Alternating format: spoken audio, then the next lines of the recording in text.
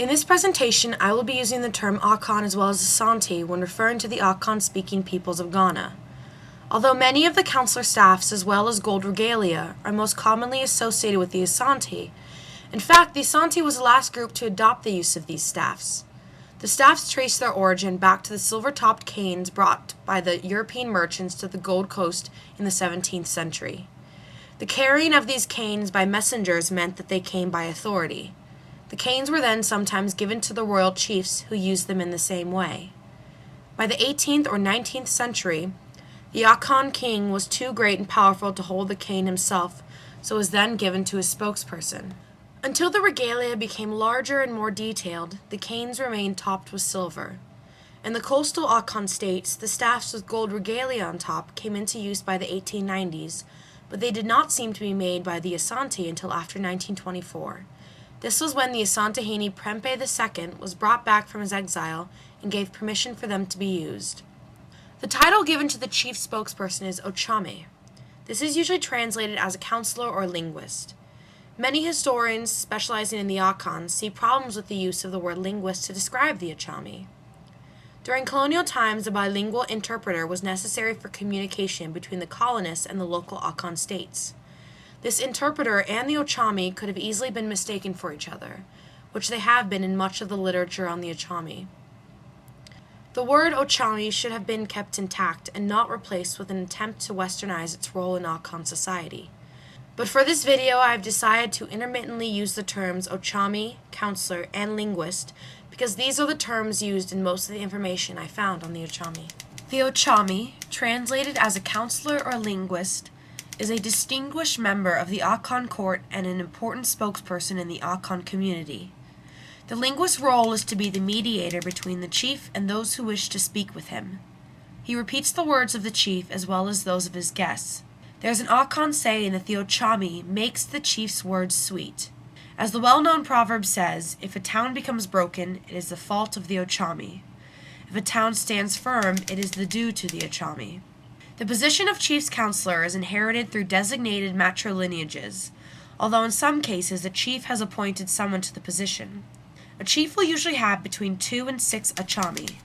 The Asantehene, chief of the Asante peoples, is said to have 12, even 16 Ochame. One is then appointed the head of all the counselors.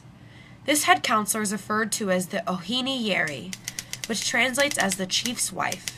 The Ochame is highly respected for his ability to enhance his speech with the appropriate and necessary proverbs. The Ochame staff, Ochame Poma, made of carved wood and gold leaf, reflects these proverbs by having figurative finials attached to the top. Each finial has a different meaning and is used for different occasions and moments of decision-making. Some finials deal with issues of chieftaincy. For example, the most common finial is that of 2 men seated at a table. The proverb associated with this image is, "The food is for the man who owns it and not for the man who is hungry." The piece of food shown is a metaphor for power. In other words, chieftaincy is for the rightful heir and owner, not for the man who desires power. This motif is very popular because it is quite often that people want to be chief, and this image is meant to discourage illegitimate claims to the throne. The proverb associated with this image is, "A crab does not beget a bird," meaning that if a crab represents the royal family, then there will be no birds in the line of succession. This too is a finial used to keep those outside the royal family line from taking control of the throne.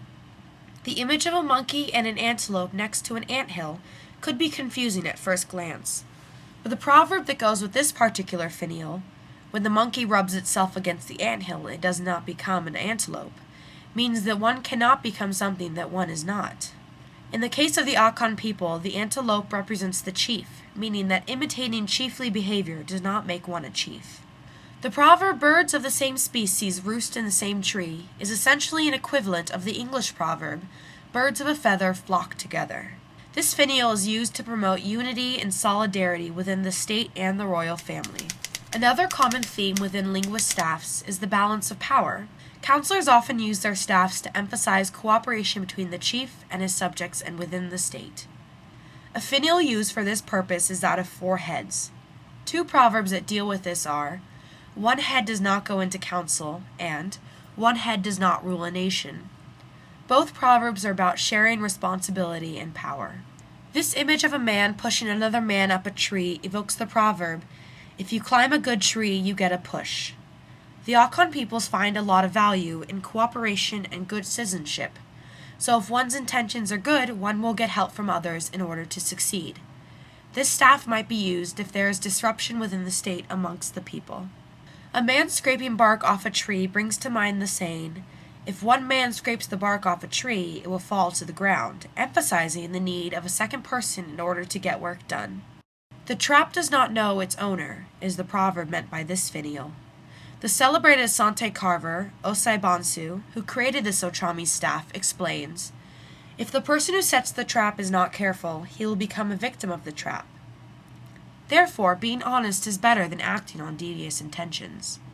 To be a ruler is like holding an egg in the hand. If it is pressed too hard, it breaks, but if not held tightly enough, it may slip and smash on the ground. The chief should govern his state with a hand that is neither too strong or too soft. The Akan respect a leader who can create a balance between the two. The image of a cock and a hen together is common on staffs. This image goes with the proverb, "Though the hen knows when it is dawn, she leaves it for the cock to announce." Man and woman often share the same knowledge, but the man is the one to be the leader and announce the decisions. In many cases, the hen stands for the citizens of the state and the cock for the chief.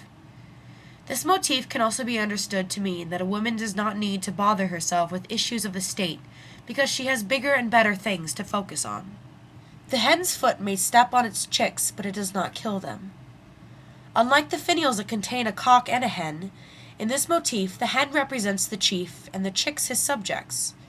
Just like how a mother hen walks carefully among her chicks, a chief rules his subjects with dignity, care, and the appropriate restraint. The last finial shown here portrays the proverb, "The light of the chief continues to shine on after death." It shows the importance of the chief in Akan society and the amount of faith put into a chief by his counselors as well as his subjects. Altogether, the motifs carved onto the staffs present the view of the Akan peoples that the balance of power is evenly spread out between chiefs, his court, and the subjects. Without this delicate balance, Akan society would fall apart. One could say that without the Ochami, this balance would not be possible. It is clear from the images portrayed that the chief is a necessary aspect of Akan society, but the chief would not be successful without the help of his Ochami and the staffs through which he extends his knowledge. Almost all of the staffs used by the Ochami have set proverbs attached, but the meanings of these proverbs are always changing. A staff can mean one thing in one context and something different in another.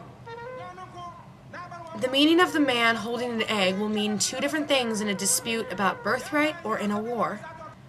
Altogether, the motifs carved onto the staffs present the view of the Akan peoples that the balance of power is evenly spread out between chiefs, his court, and the subjects. Without this delicate balance, Akan society would fall apart. One could say that without the Ochami, this balance would not be possible. It is clear from the images portrayed that the chief is a necessary aspect of Akan society, but the chief would not be successful without the help of his Ochami and the staffs through which he extends his knowledge. But despite the Ochami's continuing importance, there have been changes regarding the production of regalia as well as the procurement of the staffs. The most fundamental of these changes is the almost complete lack of gold used to cover the tops of the staffs. The staffs shown before were created in the first part of the 20th century when gold was still being readily used.